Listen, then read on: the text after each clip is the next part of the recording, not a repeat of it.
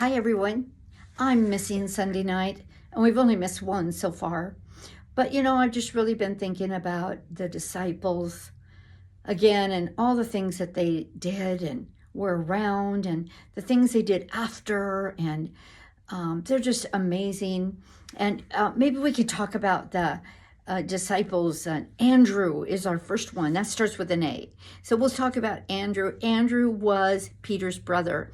And it says in many of the places that Andrew was one of the first ones to follow Jesus. Now, I'm sure that could be or could not. It's just one of those things. But Andrew was a special man in the Bible, but he was a great disciple. He followed Jesus all the days of his life, just like every single one of them. But I just want to talk to you just a little bit about your imagination. If you have the book on Andrew, I think it's called The Power of Imagination. If you want to go through that again, I'm going to get it out, go over it a little bit, but I'm just really, really encouraged that our imagination is so important. And as Pastor keeps talking about, is to live more in our inner man than our outer man, living in our spirit or walking in the spirit. I think it was Mike Pizzoni who came to church last Sunday, and he said to me, I'm just so, I don't know, I don't want to use the word I'm drunk in the spirit, but I'm just so full of God, and I want more and more of him. And I do too. And I know you do too. I don't want us to miss out in the next 2 months of just feeling like we have all that God has for us. And I really, really strive and work hard to have everything God has for us. I wrote a little message or a little thought down on Sunday when I was listening to the message. And I said this: let's walk in the Spirit more every day. Let's do it.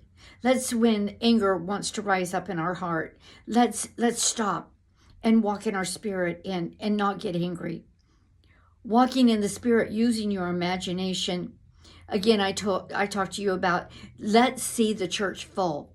When we come to church on Sunday, let's pretend that we can't move because there's people right next to us and we can't, and we're going to be happy about that. We're going to be happy that someone took our seat because the church is going to be full. So let's see that. Let's use our imagination, the power of our imagination. Again, let's see Pat walking. Let's see Jack laughing and dancing and talking their testimony. Let's do that. And I wanted to read to you out of The Circle Maker, our new book. And it's on, let me get there really quick because it talks about imagination. Let me look. Okay, I just saw it a minute ago. Oh dear, where did they go? Okay, I'm still looking because he talks about the backstory. It's on page 21 and it's the very first paragraph. He says here, every book has a backstory. And I believe that every life has a backstory. There's a moment when an idea is conceived in the imagination of the author. Just what we're talking about, using our imagination. And this book has a backstory when the idea was conceived in the imagination of the author. I like that. Because you know what? You're writing a book. You're writing a story. Your life is writing a story. And there is a backstory because your imagination brought it to pass. Let me tell you a story. I'm so excited about it. Pat and Mary Savage.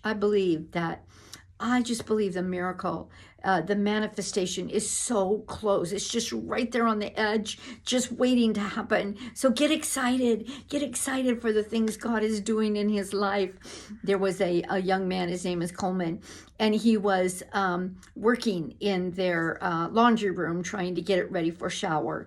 And that his Jim Miller, hi Jim, was with him, helping him. And Jim was talking to him about the things of God and just ministering to him and, all the things that Jim has gone through. What a great testimony you have, Jim. And as he was talking to him, Coleman got sick. He was, but he stayed to continue his job. And by the time he got home, he had been throwing up and being very sick. And when he got home, his wife, Ava, our granddaughter, she asked him, "What is wrong with you? You look sick." And he said, "Oh," he said, "I'm not feeling good at all." And she saw, his face looked flush. It wasn't, and his lips were white, and he was just not feeling well at all. And he said, "But before I go lay down, I want to tell you about Jim." So he started talking to Ava about Jim and how much Jim had ministered to him and talked to him about. In fact, Coleman went as far to say, "I want to be just like Jim when I grow up." And as he was talking, Ava looked at his face and saw pink come to his face, saw his lips become normal. He was totally healed talking about Jim. Coleman was totally healed. You guys, that's an amazing story. A miracle was happening in that room while Jim and Coleman were fixing. And I just believe that miracle is going to spread throughout that house. And I am expecting the manifestation of God to happen in Pat's life. In fact, that evening, Pat had a seizure.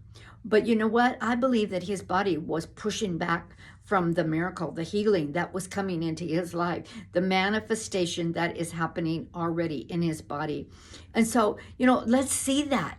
Let's use our imagination and go far enough just to see Pat well, healthy and whole, walking and talking and having a great life, the life that God has for him.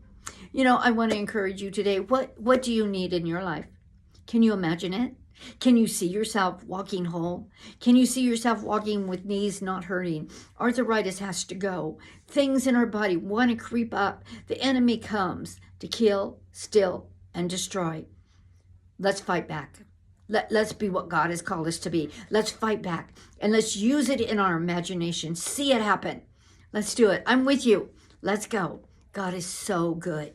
You guys have a great week. Love you.